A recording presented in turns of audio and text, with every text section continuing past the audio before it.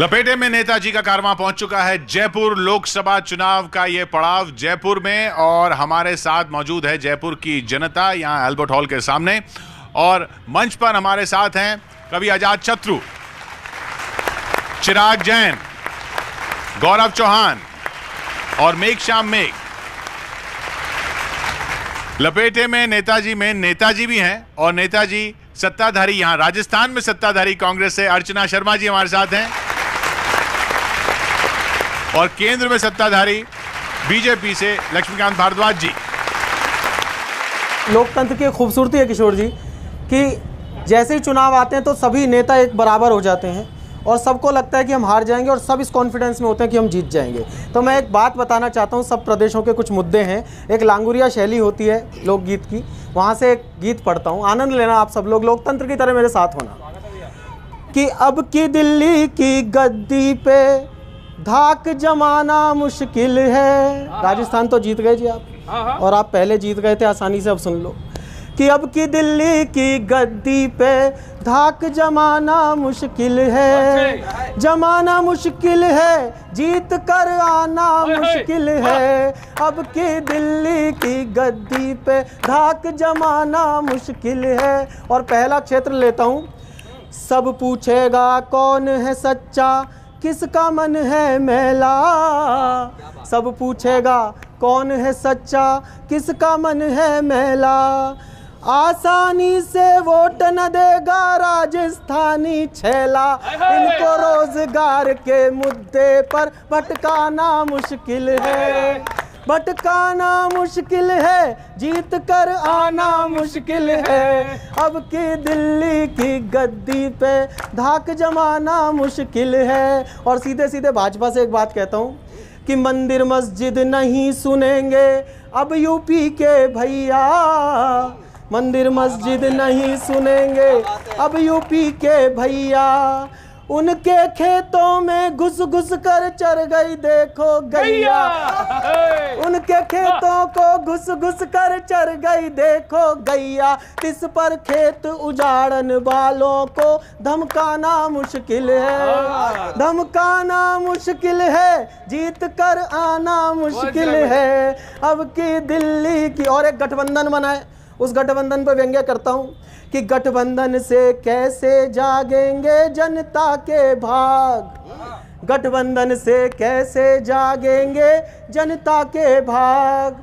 सबकी अपनी अपनी डफली, अपना अपना राग। इनका ज्यादा देर तलक कोरस में गाना मुश्किल है। इनका ज्यादा देर तलक कोरस में गाना मुश्किल है, गाना मुश्किल है, जीत कर आना मुश्किल है। अब की दिल। और कांग्रेस से एक बात कहता हूँ, आपके लिए तो एक ही चुनौती है, उसको रोक लो तो कुछ हो सकता है। कि राहुल और प्रियंका कर ले। ये चुनौती है। चुनौती तो अभी आगे आएगी। राहुल और प्रियंका कर ले बेशक खूब प्रचार। राहुल और प्रियंका कर ले बेशक खूब प्रचार। एक बयान तुम्हारा कर सकता है बंटाधार। मणिशंकर और दिग्गी जैसों को समझाना मुश्किल है, समझाना मुश्किल है, जीत कर आना मुश्किल है। और अंतिम बंद पढ़ता हूँ। इस अंतिम बंद पे हम हिंदुस्तानी जब सब राजनेताओं से मिल लेते हैं, उसके बाद हमें पता लगता है कि देश चला कौन रहा है। वहाँ से बताता हूँ कि अब धरती पर आ जाओ हे ब्रह्मा विष्णु महेश। अब धरती पर आ जाओ हे ब्रह्मा विष्णु महेश। काम भरोसे पेट पलेगा, राम भरोसे देश। इन नेताओं से कुछ जनहित में करवाना मुश्किल है, करवाना मुश्किल है, जीत कर आना मुश्किल है। अब की दिल्ली की गद्दी पे उनका मुश्किल है। दिल्ली में आना ही मुश्किल नहीं, इनका तो पार्टी बचाना मुश्किल लग रहा है। वो इसलिए शर्मा जी, देखिए आप भी महिला हैं, और आपकी जैसी एक सभ्य राष्ट्रीय प्रवक्ता महिला प्रियंका चतुर्वेदी को पार्टी इसलिए छोड़ना पड़ा कि उन्होंने कहा कि कांग्रेस तो गुंडों की पार्टी है, गुंडों को तरजीह दी जाती है। अब अगर 2019 में मान लो भाजपा फिर जीत गई तो क्या होगा? आपकी पार्टी का क्या होगा। मैं एक आकलन करता हूं, सुनिएगा। दल को बदलने का सीजन चला हुआ है, दल को बदलने का सीजन चला हुआ है। जिसने दी गालियां थी उसी का सलाम ले, और जाने किस ब्रांड के बने हैं नेता आजकल। रावण के दरबारी राम जी का नाम ले, रावण के दरबारी राम जी का नाम ले। और जिस रफ्तार से कांग्रेस लोग छोड़ रहे, अब तालियां उठे जो आकलन सही लगे तो, जिस रफ्तार से कांग्रेस लोग छोड़ रहे, ऐसा ना हो सोनिया जी पूर्ण विराम ले, ऐसा ना हो, और ऐसा ना हो सोनिया जी पूर्ण विराम ले। और मोदी जी के बाद में प्रधानमंत्री बनने को राहुल भी बीजेपी का दामन ना थाम ले। जी आप तो कभी अपने व्यंग में कह जाते हैं, लेकिन अब समझिए कि प्रियंका जी चली गई, ठीक है, लेकिन शाइना एनसी ने भी कुछ कहा मेरे भाई कि इस पार्टी में परिवारवाद, यानी भाजपा में परिवारवाद हावी है। राज परिवारों की महिलाओं को प्रश्रय दिया जाता है, आम महिला का सम्मान नहीं है। तो किसी ने किसी शब्द में कहा, किसी ने किसी स्वरूप में कह दिया। जिन्हें प्रोग्रेशन चाहिए होता है वो कई बार पार्टी को छोड़ देते हैं और कुछ ना कुछ वो उसका कारण बताते हैं। तो मैं नहीं समझती प्रियंका जी के मान सम्मान में पार्टी ने कोई कमी छोड़ी। एक मंच उपलब्ध कराए, वैसा मंच मुझे भी उपलब्ध है, और इसी का कारण है कि आज वो भी फेस ऑफ पार्टी थी, मैं भी फेस ऑफ पार्टी, और पूरा मान सम्मान के साथ राजनीति करती हूँ। राहुल गांधी बीजेपी ज्वाइन नहीं करेंगे, ऐसी नौबत उनको नहीं आएगी। 31 चुनाव हारकर भी कांग्रेस ने राष्ट्रीय अध्यक्ष बनाया हुआ है, क्यों कांग्रेस छोड़ेंगे? अगर 100 चुनाव और भी हार जाएंगे तो वही राष्ट्रीय अध्यक्ष रहने वाले हैं। कुल मिला के ये है जी, आप दोनों वही 5 साल से पिछले वाले पे टाप रहे हैं। वर्तमान में जो हो रहा है ये भी देख रहे हैं और हम भी देख रहे हैं, और हमारा भाई बताएगा। मैं तो क्या बताऊं, मेरा झुकाव वाकई में तो कहीं भी नहीं है, लेकिन जो राजनीतिक परिस्थितियां आजकल बन रही हैं, मैं 4 पंक्तियां सुना देता हूं, सुन लीजिएगा।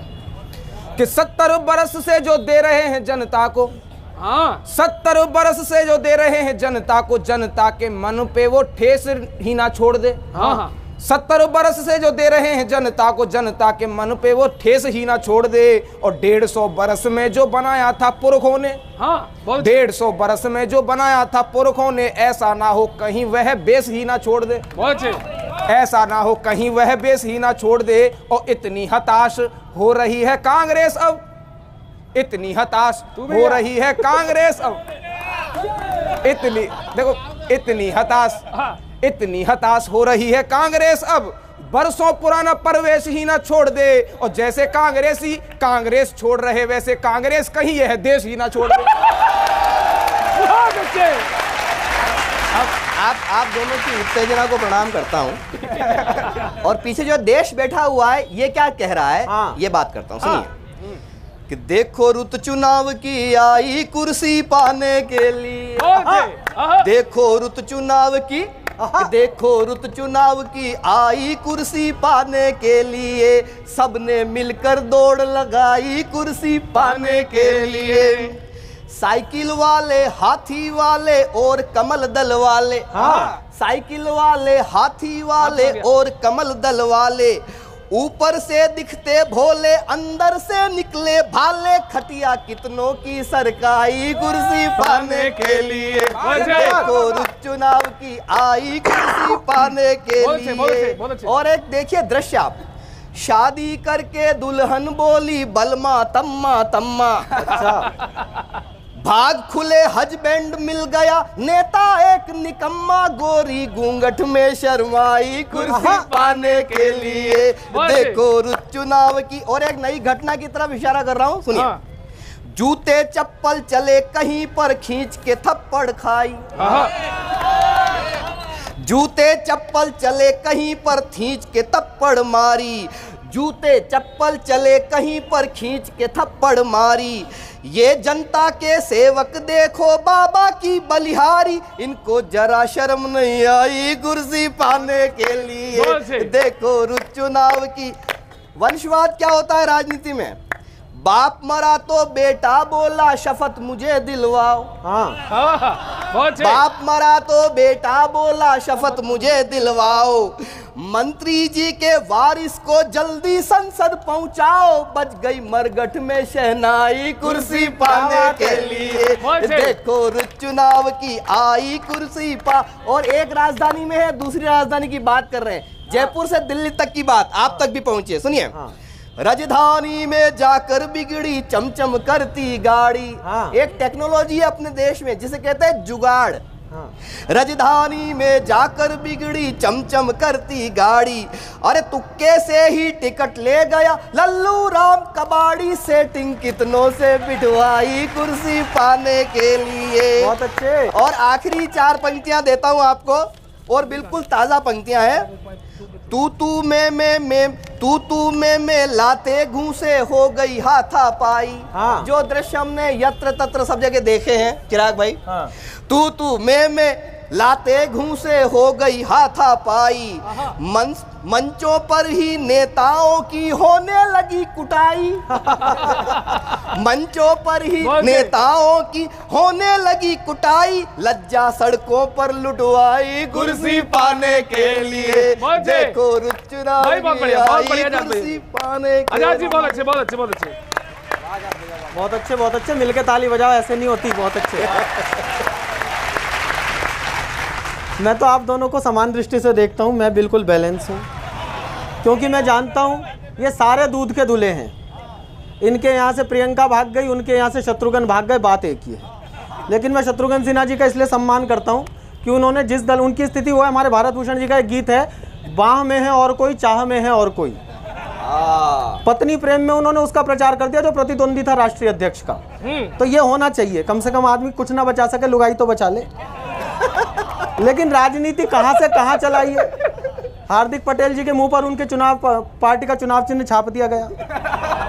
इन सब का मैं विरोध करता हूं। और एक छंद पढ़ता हूं, अभी सुन लो, पहले मुझे छाप देने दो। कि कभी यही राजनीति त्यागियों से चलती थी। हमारी क्या परंपरा थी साहब। जो देश छोड़ता था उसे राजनेता कहते थे, और अब क्या है, जो देश को नहीं छोड़ता उसे राजनेता कहते हैं। कि कभी यही राजनीति त्यागियों से चलती थी। धीरे धीरे देखिए मवालियों पे आ गए। पहले चरित्र के भरोसे जीतते थे, पर हौले हौले लाठियों दुनालियों पे आ गए। बहुत अच्छे। पहले कटोरा लेके वोट मांगते थे आप।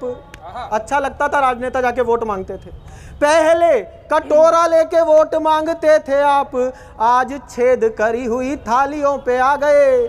धमकी लठैती रंगदारी भी पुरानी हुई, अब तो ये सीधे सीधे गालियों पे आ गए। अब तो ये सीधे सीधे गालियों पे आ गए।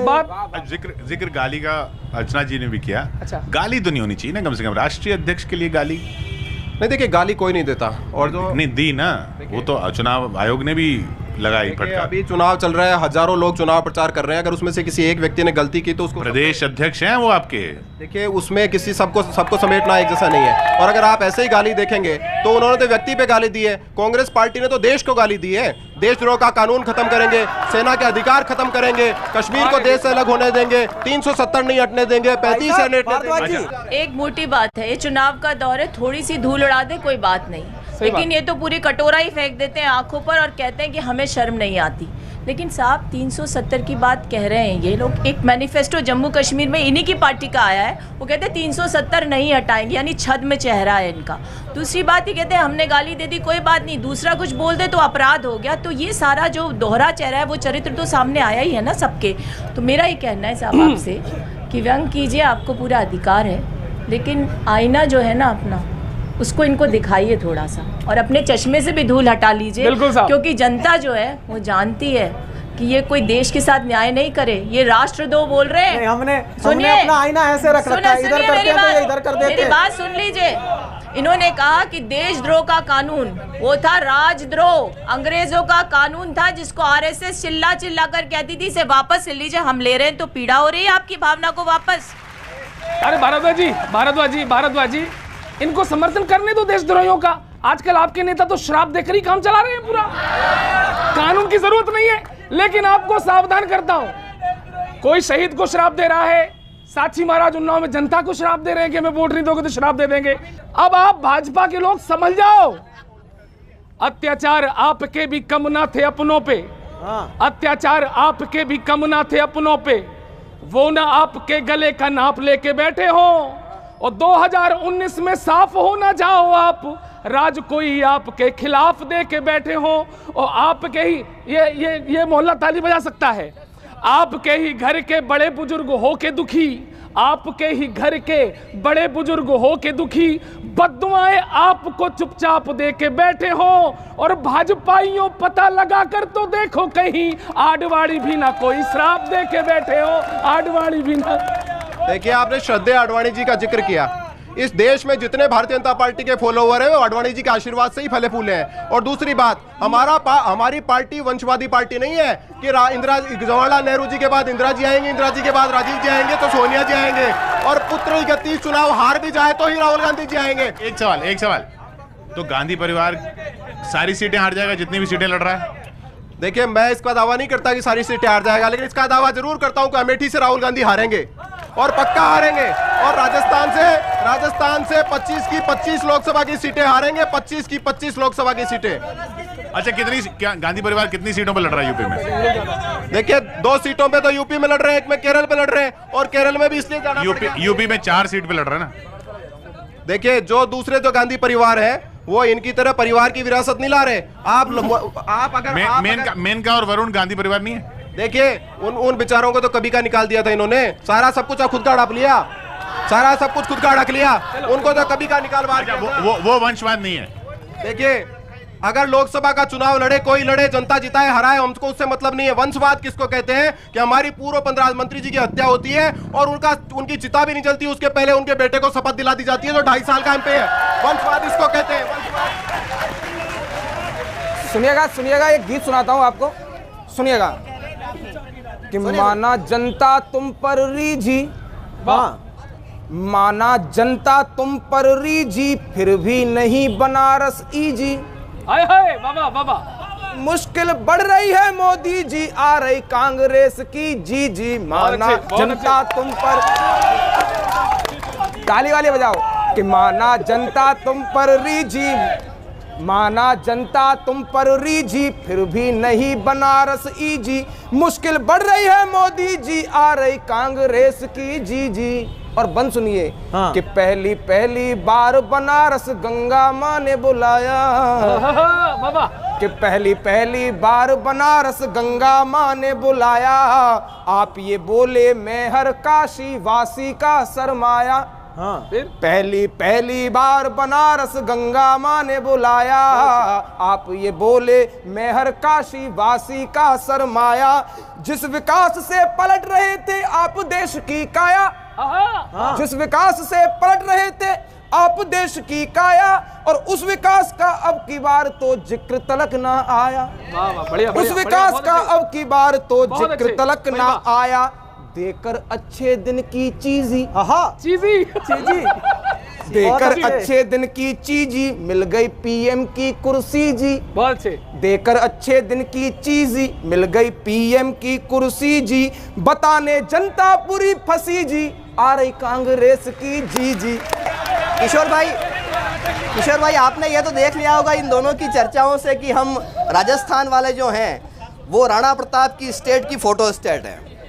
तो जरा थोड़ा मन दीजिएगा, सबको अपनी अपनी बात कहने का पूरा हक है। सुनिए, बिल्कुल 3 राज्यों में चूंकि सरकार गई तो क्या श्राप लगा, श्राप की बात आ रही है। सुनिए, प्रभु राम जी के नाम का मंदिर अटक लिया, प्रभु राम जी के नाम का मंदिर अटक लिया, वनवास में रहे थे सभी को खटक लिया, लेकिन दलित बताया अंजनी के लाल को। अब वही समर्थन करे जो मेरी बात को समझ जाए। लेकिन दलित बताया अंजनी के लाल को, हनुमान जी ने इनको उठाकर पटक दिया, हनुमान जी ने। और मोदी जी ने पिछले दिनों कुछ आत्मचिंतन किया, आत्मचिंतन से जो अनुभव जागा वो अनुभव क्या था, सुनिए।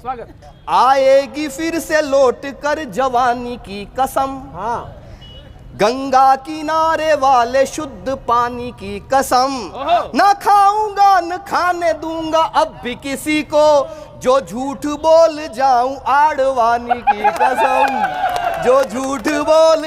और क्या कहा उन्होंने? बढ़िया बढ़िया बढ़िया। हाँ, नोटबंदी में मिला तबाह की कसम, दे दूंगा 15 लाख उस गुनाह की कसम। आप क्यों ठंडे हो गए? दे दूंगा 15 लाख उस गुनाह की कसम, वादा है मेरा अब के काला धन भी लाऊंगा, अब जो कहा करूंगा अमित शाह की कसम, अब जो। और एक आखिरी कसम और आपके बीच में ला रहा हूं, सुनिए, थोड़ी आपकी ऊर्जा मांगता हूं। माँ भारती की ओर सत्यमेव की कसम, माँ भारती की ओर सत्यमेव की कसम, नींदे उड़ा दी पंजे ने सदैव की कसम, नींदे उड़ा दी पंजे ने सदैव की कसम, दिन रात अब कपाल भाती करने लगा हूँ, पतंजलि के संग रामदेव की कसम, पतंजलि के। तो ये चलता रहता है। सुनो, आप दूसरी कसमें सुन लो। कई बार मैं सोचता हूं कि या तो देश की राजनीति जनता को कतई मूर्ख समझती है, या फिर इनके मन में कुछ और है। हमें लग रहा है ये जीतने के लिए लड़ रहे हैं, लेकिन ये किसी और काम के लिए लड़ रहे हैं। वो सुन लीजिए क्यों कर रहे हैं, कैसा चुनाव प्रचार कर रहे हैं। कि कोई माओ बहनों की लाज को उघाड़ रहा, अब अगर क्रोध हो तो एक साथ करना, कि कोई माओ बहनों की लाज को उघाड़ रहा, किसी का शहीदों को लताड़ने का मन है, कितने जहर से भरे हुए हैं आप लोग, किस लिए ऐसे फुफकारने का मन है, देश को बनाओगे ये सोच ही नहीं बची है, मुझे तो उम्मीद नहीं बची किसी से भी, देश को बनाओगे ये सोच ही नहीं बची है, बनते हुए को भी बिगाड़ने का मन है, कैसी कैसी बहकी बहकी बातें करने लगे हो, लगता है इस बार हारने का मन है, लगता है इस बार हारने का मन है। भारद्वाज जी, अभी आजाद भाई ने कूटने कुटाई की बात की थी कि आजकल नेता पिट बहुत रहे मंचों से, लेकिन हाँ बिल्कुल सही बात है। लेकिन इस बीच एक फैक्ट छुपा रहा जो मैं आपको बता देता हूं, वो ये है कि नेताओं के लगता है बुरे दिन आए हुए हैं। अच्छा, नेताओं के लगता है बुरे दिन आए हुए हैं। हार्दिक और कन्हैया थप्पड़ जीएलवी जूता खाए हुए हैं। हार्दिक कन्हैया थप्पड़ जीएलवी, आपके नेता जीएलवी नरसिम्हा। फिर से सुनिए, नेताओं के लगता है बुरे दिन आए हुए हैं। हार्दिक थप्पड़, कन्हैया थप्पड़, जीवीएल जूता खाए हुए हैं। और नेताओं की कुटाई के इस चुनावी राउंड में केजरीवाल जी अब तक बढ़त बनाए हुए हैं। मैं तो सलाह देता हूं, सुनिएगा। हे जनता, तुम इस चुनाव में आपस में ना द्वंद्व करो, नेताओं के चक्कर में यूं मत खराब संबंध करो। अरे जिसको जो पार्टी पसंद उसको उसका सुख लेने दो, जिसको जो पार्टी पसंद उसको उसका सुख लेने दो। आपस की खटास कम हो तो मुझे दुआएं देने दो। अब मैं दुआएं दे रहा हूं तो मुझे दुआएं देने दो। अरे जिसको बीजेपी पसंद जुमलों का घर में तड़का हो, राम करे उसके घर में मोदी के जैसा लड़का हो। राम करे उसके घर में मोदी के जैसा लड़का हो। और जिसे कांग्रेस पसंद वो लाल बाग में लेटा हो, दुआ मेरी उसके घर में राहुल के जैसा बेटा। मैं 4 पंक्ति और सुना देता हूं। अभी चिराग भाई ने बात की राजनीति का स्तर बोलने का कैसा गिर गया है, वहीं से उठाता हूं 4 पंक्तियां कि नेताजी इस तरह के बयान दे रहे हैं मानो, नेताजी इस तरह के बयान दे रहे हैं मानो घर से निकलते हो खा के गोले भंग के। नेताजी इस तरह के बयान दे रहे हैं मानो घर से निकलते हो खा के गोले भंग के। और लगता है जनता को टांग तोड़नी पड़ेगी, लगता है जनता को टांग तोड़नी पड़ेगी, उनकी जो कमजोर हुए निज टंग के।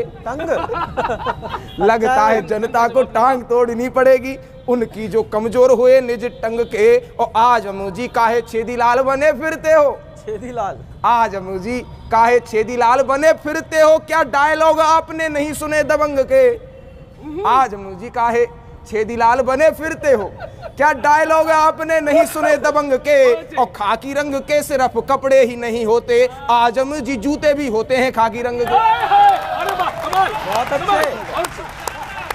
अच्छे। लेकिन एक कांग्रेस को लेकर एक प्रश्नवाचक जो है, मैं इस मंच से आप तक वो प्रश्नवाचक पहुंचाना चाहता हूं। क्या है? लोगों के दिमागों में है संकोच व शंका, लोगों के दिमागों में है संकोच व शंका, अब के बजाया झूम के चुनाव का डंका, अब के बजाया झूम के चुनाव का डंका, छोड़ी है जींस खादी की साड़ी को पहनकर, राहुल को क्या चुनाव जिता देगी प्रियंका, राहुल को क्या चुनाव लेकिन जाते जाते मैं 4 पंक्तियां और कहना चाहता हूं। सुनिए, केजरीवाल की बात कही इन्होंने, मैं क्यों छोड़ूं उसको। हाँ, 4 पंक्तियां और सुनिए। उसने किसे छोड़ा? तुम सर्जिकल को देशद्रोहियों से जोड़ दो, अन्ना के इरादों के भी पंजे मरोड़ दो, सबसे शिकायतें हैं तुम्हें तो सुनो जरा। अब मैं सबका मन चाहता हूं।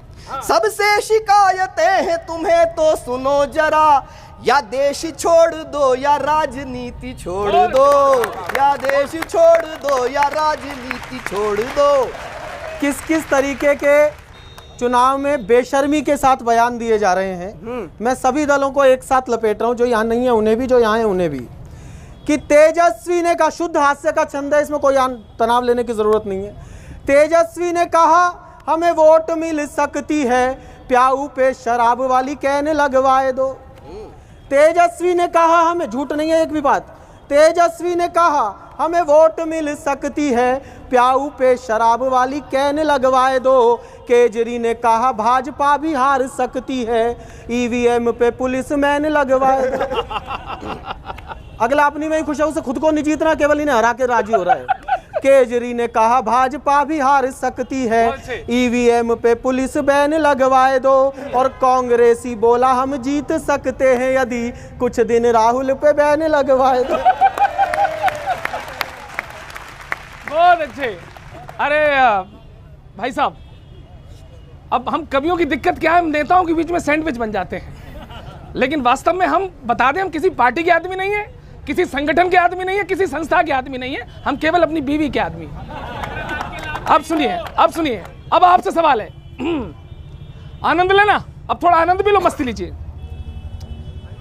15 लाख में ठग गए हम तो लाइन में भी लग गए हम तो, 15 लाख में ठग गए हम तो लाइन में भी लग गए हम तो, आपने बोला हम हैं चौकीदार, दिन दिखलाया हमको ऐसा, भाग गया सब लेके पैसा, माल्या ले गया माल, वैयो वैयो वैयो वैयो वैयो वैयो वैयो। अब सुनिए, पूरा होने दो, पूरा माल लेके जाएगा फिर। अब क्या क्या सपने दिखाए आपने। अरे बन गई स्मार्ट नगरिया, एक आप दिखी, बन गई स्मार्ट नगरिया, मिल गई सब नौकरियां, गंगा साफ हुई है, ये बोल रही है मछरियां, हट गई 370 धारा, बना राम का मंदिर प्यारा, है किसान अब भारत का खुशहाल, सूट पहन के बड़े चैन से, बैठ के लंबी बुलेट ट्रेन से, जाएंगे हम ससुराल। अरे भैया भैया भैया भैया, अब इन बातों का थोड़ा हिसाब दे दीजिए इस कार्यक्रम में। नहीं, देखिए आपने बहुत सारी बातों का जिक्र किया, इसलिए सारी बात बताता हूं आपको। जी। इस देश ने वो दिन भी देखे जब हमारी माताएं बहनें खुले में शौच करने जाती थी और कांग्रेस विकास का दावा करती थी। हमने 10 लाख से ज्यादा टॉयलेट बनवाए, हमारे गरीबों के घर में छत नहीं होती थी, 1.5 करोड़ से ज्यादा मकान बनवाए। राजीव गांधी जी कहा करते थे 100 रुपए भेजता हूँ, 15 पैसे नीचे पहुंचते हैं, बीच के लोग खा जाते हैं। हमने 34 करोड़ गरीबों के अकाउंट खुलवाए। आपने माल्या की बात करी, कवि महोदय, माल्या को लोन किसने दिया? राहुल जी की सरकार ने पैसे खाकर लोन दिया। और राहुल गांधी जी की जब सरकार थी तब माल्या बियर बेचता था पेम्पीज को। यहाँ पर क्या क्या करता था, जब उस पे चौकीदार आया और गिरेबान पे हाथ पड़ा तब भाग गया, और अब आएगा वापस लंदन की जेल में पड़ा है। चौकीदार है इसलिए भागे, पकड़ के लाएगा। जब तक लुटेरे को राज था, लुटेरों का राज था, तब बैंक भी लूट रहे थे, देश भी लूट रहे थे और मौत भी कर रहे थे। भागीदार तो लोन किसने दिया और कब दिया सबको पता है, लेकिन माल्या संसद भवन में गया और वित्त मंत्री से मिला और कहा टाटा बाय बाय, हम चलते हैं। वो किसने भेजा ये भी देश जानता है। और सुनिए मेरी बात, बहुत जवाब दिया आपने। आप क्या कहना चाहते हो कि पिछले 5 वर्ष में इस देश ने सब कुछ देखा है? यहाँ शौचालय नहीं थे, यहाँ सफाई नहीं होती थी। अरे साहब, आपको शौचालय निर्माण के लिए जनादेश नहीं दिया था, आपको नोटबंदी के लिए जनादेश नहीं दिया था, जीएसटी को विद्रूपित करके लागू करने के लिए जनादेश नहीं दिया था, किसानों को गोली मारने के लिए जनादेश नहीं दिया था। और इसलिए भी नहीं दिया था कि प्रधानमंत्री प्रथम संसद सत्र में ये कहे कि क्या ये महिलाओं की रेप की बात करते हो, ये कोई मुद्दा है चर्चा का, इसलिए जनादेश दिया था। इसका जवाब दो आप। आपने कहा माल्या मिलकर गया, संसद का सदस्य अगर वित्त मंत्री से संसद में मिलने तो आपको आपत्ति। अगर जमानत पर छूटा हुआ राहुल गांधी भी मोदी जी के गले पड़ा था, अगर कल को भाग गया तो आप कहोगे मोदी जी से मिलकर गया था। राष्ट्रवाद पर वोट मांग रहे भाजपाई, प्रश्न आपसे ही पूछे जाएंगे कि राष्ट्रवाद पर वोट मांग रहे भाजपाई जनता फसादी धर्मवाद के झमेले में। वाह, सटीक बात पूछ रहा हूं, सटीक उत्तर आप दीजिएगा कि राष्ट्रवाद पर वोट मांग रहे भाजपाई जनता फसादी धर्मवाद के झमेले में, और काला धन लाकर के तबेले में डाल दिया, काला धन लाकर के तबेले में डाल दिया और रोजगार छोड़ दिए पकौड़े के ठेले में। काला धन लाकर के तबेले में डाल दिया और रोजगार छोड़ दिए पकौड़ों के ठेले में। और भाजपाइयों से मुझे एक बात पूछनी है, भाजपाइयों से मुझे एक बात पूछनी है, ओपनली मत बोलो, बोल दो अकेले में। भाजपाइयों से मुझे एक बात पूछनी है, ओपनली मत बोलो, बोल दो अकेले में। और 14 के चुनावों में जो एजेंडा विकास का था, कहीं खो तो नहीं गया है वो कुंभ मेले में। जब लाल बहादुर शास्त्री ने कहा जय जवान जय किसान, तो बच्चे कहने लगे कि हम अपने घर के बाहर क्यारियों में अनाज उगाएंगे क्योंकि हमें वैसा बनना है। जब किसी ने कहा जय जवान, तो लोगों ने बंदूकें उठा ली कि हमें वैसा बनना है। जैसा नेता होता है वैसा जनता आचरण करती है। अब जैसे नेता है वैसे बच्चा क्या आचरण कर रहा है। एक बच्चा अपने माँ बाप से कह रहा है वो क्या बनना चाहता है, क्या सीखना चाहता है, सुन लो। अब थोड़ा आनंद लेना, आनंद का बना दो इसे कि मोकू गारी बकना सिखवा दे, मोकू गारी बकना सिखवा दे, मैं भी लीडर बन जाऊं। मोकू गारी बकना सिखवा दे, मैं भी लीडर बन जाऊं।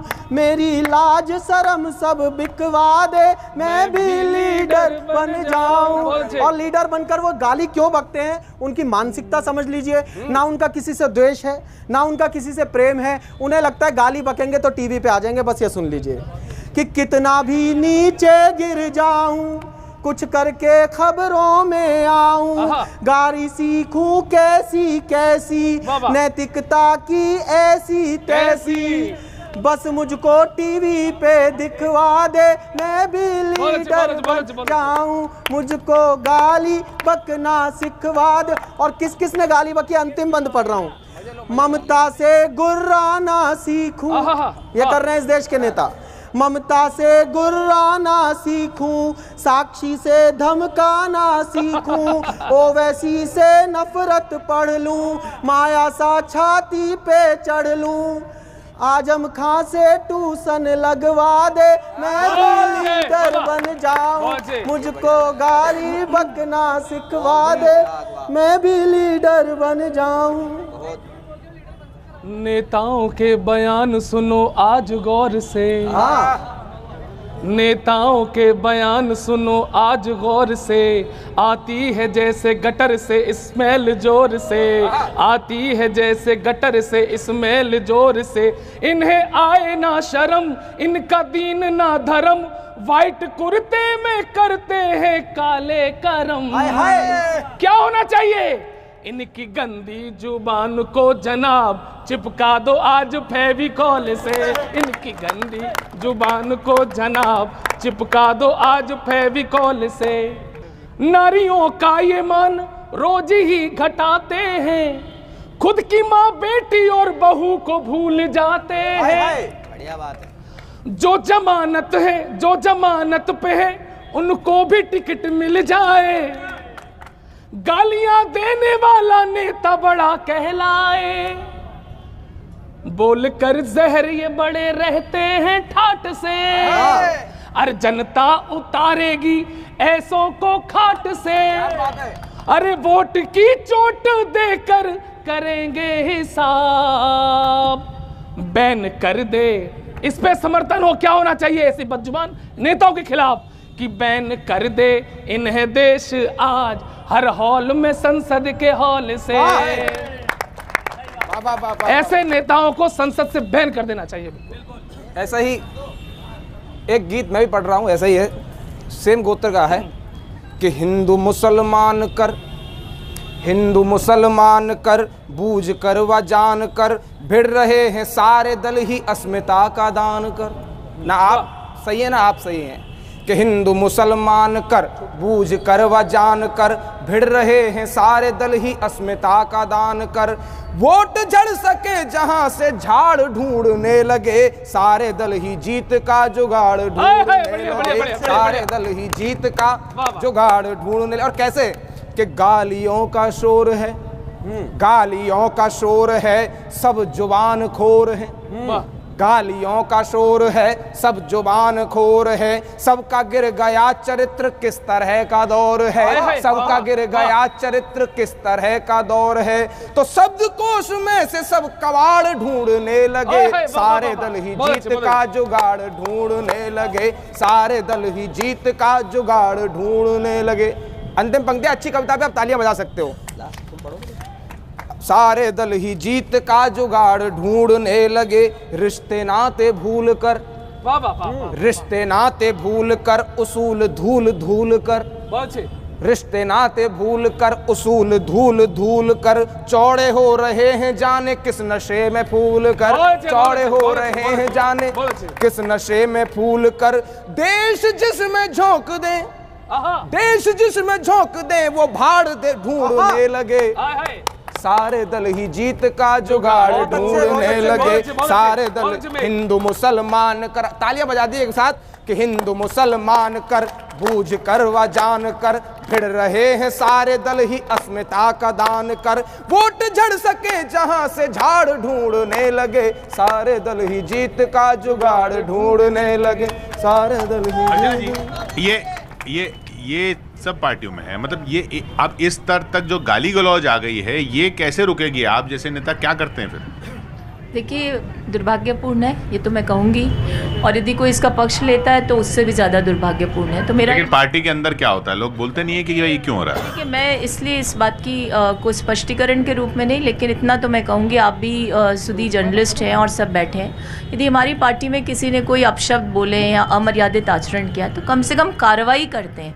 लेकिन समस्या ये है कि विपक्ष में तो शीर्ष नेतृत्व से शुरू हुआ ये सिलसिला वहाँ तक पहुँच गया जहाँ ज़मीन में भी देखने को शुचिता नहीं मिल रही।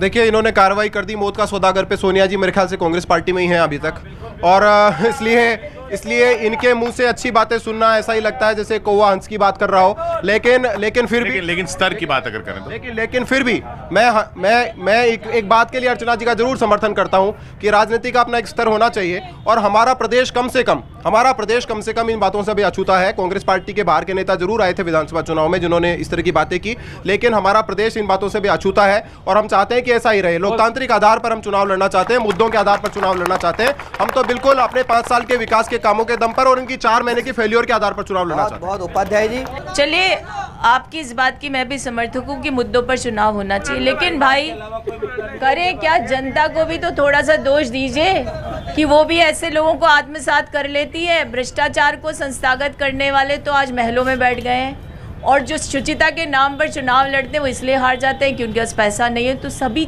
तरफ हमें एक ऐसे दौर की आवश्यकता है जहाँ सब लोग समझ सकें। अरे भाई भ्रष्टाचार की बात कर रहे हो तो भ्रष्टाचार को तो कैसे संस्थागत किया जाता है, प्रतिमान स्थापित कर दिए 5 वर्षों में, लेकिन हमारा मानना है कम से कम वाणी की शुचिता तो रहे। और अगर आप ये कहते हो कि साहब इसने कहा तो ये अनुगमनीय नहीं है। मेरे भाई 4-5 साल छोटे ही हो, समझो इस बात को कि यदि हम जैसे लोग भी इस चीज़ के खिलाफ नहीं खड़े होंगे तो देश की जो युवा आबादी है इसका तो वही होगा जो आप कह रहे हो ट्यूशन लेंगे कहाँ जाके। शत्रुघ्न सिन्हा भाजपा में थे, आपने पता नहीं क्या उनके साथ दुर्व्यवहार किया, वो यहाँ चले गए। अब आप उनको संभालना, लेकिन वो तो 5 दिन में ही बिगड़ रहे हैं। खूब कांग्रेस में, बीबी सपा में फेवरेट प्राइम मिनिस्टर अखिलेश, तो मैं आप कांग्रेस में है तो उन तक मेरी बात पहुंचा दें। मैंने कहा दुनिया को बोलते खामोश, खामोश, हाँ दुनिया को बोलते खामोश, खुद होश नहीं, कोयले को पीस पीस मंजन बना लो जी। अब अभिनेता से बने हो नेता, कुछ भी करो जी, लकड़ी बबूल की है चंदन बना लो जी। अब तालियां उठे सबकी। खुद गए कांग्रेस में, सपा में बीबी गई, खुद गए कांग्रेस में, सपा में बीबी गई। पटना को अब तुम लंदन बना लो जी, पटना को अब तुम लंदन बना लो जी। और बची है सोनाक्षी, उसे बसपा में भेजकर घर में ही महागठबंधन बना लो जी। और आपसे विदा ले रहा हूं, और चूंकि आपका बहुत सम्मान मैं करता हूं, पिछली बार भी आप मिली थी, आपका जो भाव है यहाँ बैठने का बड़ा सम्मानित भाव है, लेकिन इसी भाव में मैं आपको थोड़ा सलाह और सावधान करके आपसे भी विदा लेना चाहता हूं। डर क्यों रहे आप? डर क्यों रहे? डर मैं तो सावचेत हूं, चिंता मत करो। जी जी जी। फिर भी अगला तो करेगा ही जी। हम भी कहते हैं देश बहुत अच्छा, तो नेता ही कौन सा पिछली मान बार आप जाते हैं। डरते डरते गए थे, इनकी सरकार बन गई थी। हाँ, अब फिर डरते डरते जा रहे हो, क्या इनकी बनवाओगे? आपका ये शगुन मुझे स्वीकार है। बिल्कुल, क्या क्या बात। चलिए, हम जब चाहें तो 101 रुपये आप भी दे देना हमको, ठीक है? ठीक है। अब सलाह सुन लीजिए। राजस्थान की 4 महीने में जो परफॉर्मेंस रही, और उसके बाद राजस्थान में जो सियासी समीकरण है, उनको संभाल लेना आप। राज्य में गवर्नमेंट आपने बना ली, किंतु राज्य में गवर्नमेंट आपने बना ली, किंतु जनता तुम्हारी कहीं चाल ना बिगाड़ दे। और राज्य से था बैर पर मोदी जी की खैर कहीं गहलोत जी के सुरताल ना बिगाड़ दे, गहलोत जी के सुरताल ना बिगाड़ दे।